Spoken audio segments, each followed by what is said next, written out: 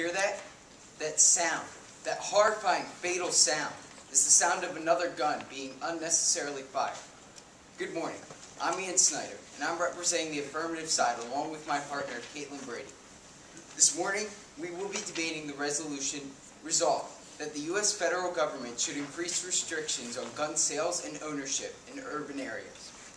The affirmative side defines significantly as to a significant degree or important by Merriam-Webster Dictionary, and the United States Census Bureau defines urban as the core census block groups or blocks that have a population density of at least 1,000 people per square mile, and the surrounding area that has a population density of at least 500 people per square mile. We want the reduction of gun sales in urban areas to have a major effect on many factors of crime and violence in urban areas because guns increase the murder rate, increase child mortality, and too many mentally unstable people have gotten their hands on guns and done horrific things with them. So many deaths and other excruciating incidents are caused by firearms every year in the United States. And with a decrease in gun sales and therefore the frequency of gun-related violence, these factors could be reduced or hopefully even exterminated. To start, the sales of guns increase the murder rate in urban areas. According to the Center for Disease Control and Prevention, which also has a division for violence prevention, the murder toll from guns is the highest in big cities, especially in their innermost parts. Of 306 homicides that occurred in Philadelphia last year, 244 of them were committed using firearms. That's roughly 80%. 80%. Also, about 100,000 shootings occur in America on a yearly basis, which comes out to about 274 every day. When our founding fathers gave us the right to bear arms, they never could have imagined all the violent and senseless crimes that would have been caused with them in the future. Continuing, a reduction in gun sales would reduce child mortality. At least 15,000 children are severely injured in gun-related incidents every year, and an additional 3,000 are killed. Britain and Japan have stricter gun laws than we do, and they had 13 and 0 deaths respectively last year due to gun violence. Using a quote statistic from Nita Lowey, 86% of gun deaths of children under the age of 14 internationally are right here in the United States. It is madness. Once again, citing the CDC, referring to the murder toll in inner cities specifically, children and teens account for 73% of all firearm homicides between 2006 and 2007, which is the most recent statistic available. Additionally, homicide and suicide are the second and third leading cause of death in teenagers, with 85% of homicides and 43% of suicides having been committed using a firearm. Almost 1 in 4 youth firearm incidents result in death, whereas other non-firearm incidents only result in death 1 out of 760 times.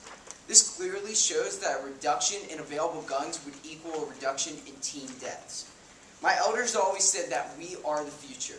I don't know about all of you, but I want to see that future and prove them right. And I don't want gun violence impeding my or any of your bright futures. On a side note, our futures could also be impeded due to an accidental shooting. In 2006, accidental deaths only accounted for a little more than 2% of all firearm deaths. At most, in some states, accidental deaths of minors occurred 8,600 out of every 100,000 people. Both of these statistics were obtained from the CDC. Although these numbers may seem small, they still stand out as significant. Accidental deaths have an increased risk of occurring in a house where a gun is present, and a portion of those guns are unregistered or obtained illegally. Think about it. Would you want to have a gun in your house when it is minimally used and when it poses such a threat as killing you or a family member? It seems like a cloud is starting to hinder that bright future, and having the threat of an accidental shooting hanging over you in the one place that is supposed to be a safe haven doesn't make it seem so safe anymore, does it? Third, too many mentally unstable people have gotten their hands on guns and done horrific things with them. To begin, let's look at the Virginia Tech Massacre of April 16, 2007. This was the deadliest mass shooting by a single gunman in American history. Swung Hee Cho, a senior at Virginia Tech, who was diagnosed with a social anxiety disorder, depression, and who was thought to be mentally ill, bought .22 caliber and 9mm handguns with no questions asked. On that fateful morning, he went on campus and began shooting, killing 32 individuals and injuring 25 others. Had the gun laws in Virginia been stricter and required even a minute form of a background check, Cho would have never been able to purchase a weapon, and those loved lives would not have been lost. More recently, there is the example of the Tucson shooting. One of the most notable victims from this incident was Christina Taylor Greene, a 9-year-old girl from Arizona. Christina Taylor was born on September 11, 2001. Throughout her life, she used this as a way of motivating herself to help her country, which she wanted to do through politics. Christina Taylor was the newly elected president of her school's student council, and she went to Arizona Representative Gabrielle Giffords' rally in order to learn more about politics. A 22-year-old man named Jared Loughner was angry with Giffords, and therefore he planned an attack, which he executed at this rally on January 8, 2011. Loughner shot 19 people, including Giffords, who was shot in the head, and killed 6 of them, including Christina Taylor Greene. Loughner, to prove a point, was deemed mentally incompetent to stand trial.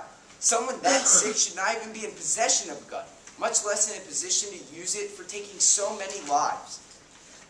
Had a background screening and mental exam been in place for both of these incidents, precious lives, too many to even comprehend, would not have been lost. Instead, these individuals are forever gone. Their families remain grieving, and the world loses people who would have made a difference for sure. To conclude, the U.S. federal government should significantly reduce the sales and purchasing of guns in urban areas. The evidence has been presented as to why this absolutely needs to be done, since having guns widely available increases the murder rate, child mortality, and too many mentally unstable people who have gotten their hands on guns and done horrific things with them. Put an end to the madness. Vote for me.